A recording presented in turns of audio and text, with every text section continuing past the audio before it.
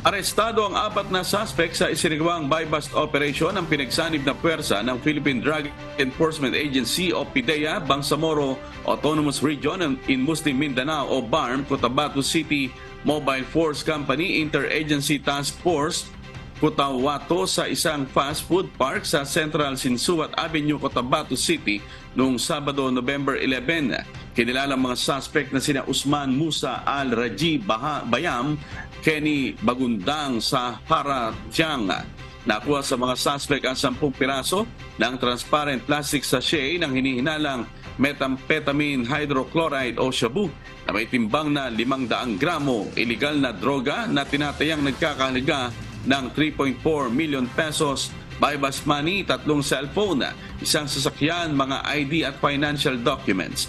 Maharap ang mga suspect sa paglabag sa Republic Act 9165 at Republic Act 10640. Sa ngayon, nakakulong ang mga ito sa jail facility ng PIDEA BARM.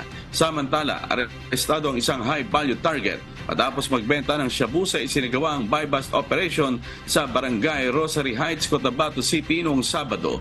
Kinilalang suspect na si Efraim Datumanong, 29 years old.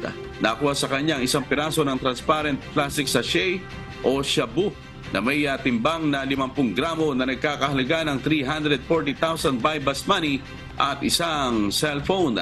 Una nang nahuli ang suspect sa Davao City matapos masangkot sa pinagbabawal na gamot.